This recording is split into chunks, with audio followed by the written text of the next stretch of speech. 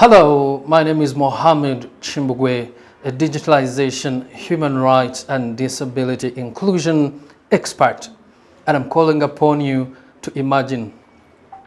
Imagine a person with a visual impairment coming face to face with paper-based financial transactions without braille. Imagine a person with a hearing impairment walking into a banking hall without a sign language interpreter.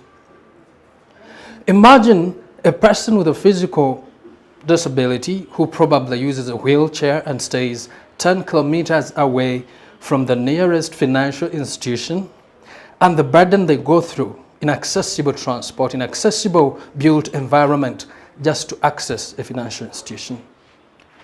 Then imagine a world of opportunities that digitalization opens up for them. The convenience, the independence. Imagine automated teller machines equipped with voice output, touchscreen navigation, braille, tactile lettering. Imagine accessible internet banking through websites, web portals, and mobile applications. Imagine the beauty of having to move just your finger to transact. Digitalization opens up a world of opportunities, and the possibilities are countless. The Digital and Financial Inclusion Summit and Digital Africa Impact Awards, organized by High People and partners, give us the opportunity to explore these possibilities, to dream, to imagine, to maximize the digital dividend. Technology, digitalization, and ICTs for empowerment and inclusion of persons with disabilities are enshrined in the United Nations Convention on the Rights of Persons with Disabilities. Uganda has approximately 12.5% of the total population living with disabilities. According to the Uganda Communications Commission, in a 2017 report, about 33% of PWDs had access to mobile money. This is lower than the national average of 55%. Why? Why do we have persons with disabilities accessing digital financial solutions much lower than the rest of the population? That can be explained probably by the fact that only 17% of PWDs own smartphones. Only 17%. Only 3.9% of persons living with disabilities have access to laptops, and just 1% have access to desktop computers.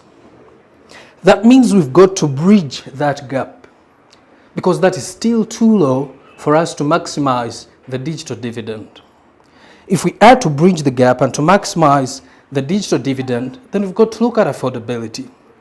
Affordability through local innovations, as well as policies that make imported digital gadgets and devices much more affordable. We've got to look at accessibility, digital accessibility, both at hardware and software level. A phone like this that is screen reader, telecoil, magnifier enabled is very expensive. Very expensive, and very few persons with disabilities can afford such devices. Yet at software level, you realize that persons with visual impairments depend on screen readers. So if you get your HTML wrong, that means you have your color combinations wrong, you have your font type and font sizes wrong. That means you have inaccessible tables, you have inaccessible pictures. So even if a person with a visual impairment navigates your digital platform, they won't be able to make sense out of it with a screen reader. So it is important that hardware and software are both accessible. Over and above everything else, we need to embark on digital literacy, because it is not enough for persons with disabilities to have accessible and affordable gadgets. It is also important that they know how to use them. It is also important that they know which services are available for them if they are to fully benefit from digitalization and financial inclusion.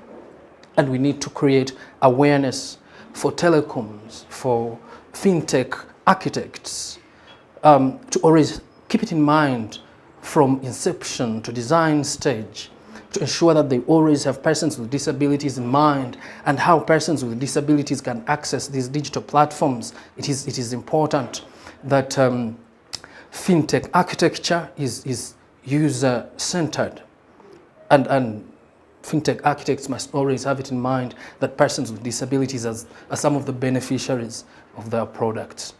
I thank you so much. My name is Mohamed Kimbugwe. I hope what I've said makes sense. Adios.